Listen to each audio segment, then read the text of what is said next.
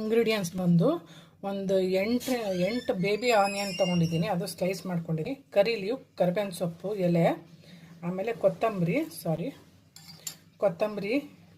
Coriander leaves, tomato small 2 chop ಮಾಡ್ಕೊಂಡಿದ್ದೀನಿ, green chilli ಒಂದು 2 to 3 ತೊಗೊಂಡಿದ್ದೀನಿ, ಶುಂಠಿ ಜಿಂಜರ್ ಚಾಪ್ ಮಾಡ್ಕೊಂಡಿದ್ದೀನಿ, ಆಯಿಲ್ ತೊಗೊಂಡಿದ್ದೀನಿ,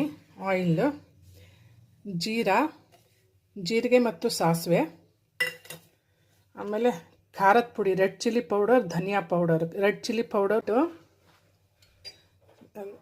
ಹಿಂಗು, ಅರಿಶಿಣ, ಟರ್ಮರಿಕ್ ಪೌಡರ್, ಅರಿಶಿಣ, ಆಮೇಲೆ ಇದು ಕಡಲೆ ಹಿಟ್ಟು ನೀರಲ್ಲಿ ಮಿಕ್ಸ್ ಮಾಡಿ ಇಟ್ಕೊಂಡಿದ್ದೀನಿ. ಆನಿಯನ್, ಈರುಳ್ಳಿನೂ ಮತ್ತು ಕರಿಬೇವು ಎಲೆ ಎರಡೂ ಒಟ್ಟಿಗೆ ಹಾಕ್ತಿದ್ದೀನಿ.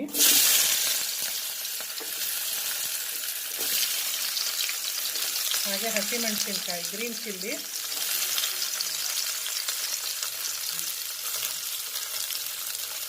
ಹಾಕ್ತಿದ್ದೀನಿ. ಟೇಸ್ಟ್ ಮಾಡಿ ಜಿಂಜರ್ ಹಾಕ್ತಿದ್ದೀನಿ. ಸ್ವಲ್ಪ ಮೆತ್ತಗಾಗಬೇಕು, ಅಷ್ಟು ಬಿಟ್ಟರೆ ಫುಲ್ ಫ್ರೈ ಮಾಡೋಕ್ಕೆ ಹೋಗ್ಬೇಡಿ. ಸಾರಿ, ಸಾಸಿವೆ ಜೀರಿಗೆ ಹಾಕೋದೇ ಮರ್ತ್ಬಿಟ್ಟೆ, ಎಣ್ಣೆ ಸೈಡಲ್ಲಿ ಧನಿಯಾ ಪೌಡರ್ ಎರಡೂ ಆ್ಯಡ್ ಮಾಡ್ತಾಯಿದ್ದೀನಿ.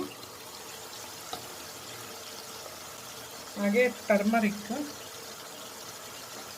ಅರಿಶಿಣ,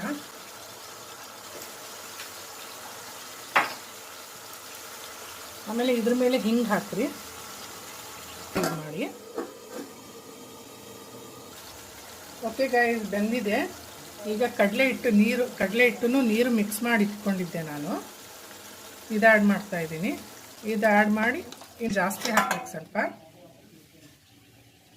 ಇಷ್ಟ ಆದರೆ ಲೈಕ್ ಕೊಡಿ, ಇಷ್ಟ ಆಗಿಲ್ಲ ಅಂದರೆ ಡಿಸ್ಲೈಕ್ ಕೊಡಿ. ಓಕೆ, ಟೇಕ್ ಕೇರ್, ಬಾಯ್ ಬಾಯ್ ಗೈಸ್.